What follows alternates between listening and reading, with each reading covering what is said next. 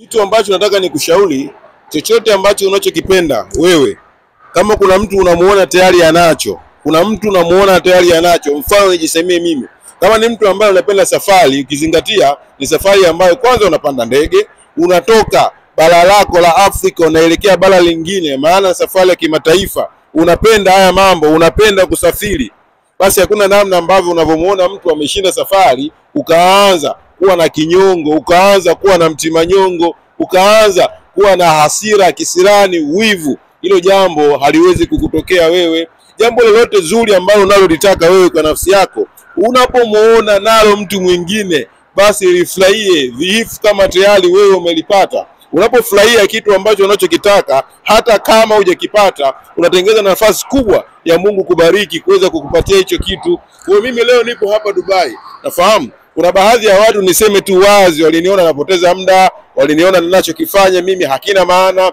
biashara nayoifanya ni ya uongo, waliona haiwezekani, waliniona ni tapeli, waliniona ni winga. Wapo, nasema sababu wapo walioniambia, wapo nao waona. Kwa hiyo nasema hivi, kama wewe ambaye ulitokea ukawa mmoja kati ya hao niliowasema, lakini unapenda mafanikio kama haya, usione aibu ndugu yangu kuniambia ili nikufundishe namna ambavyo mimi nilivyoshinda kufikia hapa na wewe ushinde. Binafsi yangu mimi sio mbinafsi.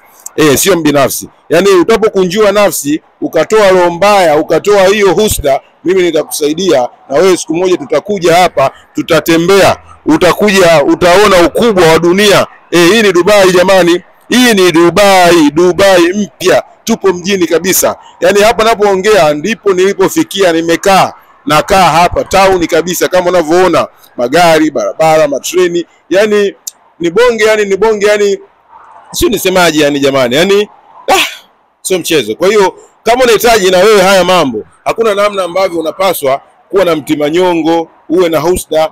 Ungana na mimi nipo, nitakusaidia kukufundisha namna ambavyo mimi na wengine tulivyoshinda, na wewe siku moja utakuja hapa kuja kujishindia ndoto zako na kuona ukubwa wa dunia na kuona mambo ambavyo yanawezekana kutokea katika maisha yako. Ni mtazamo.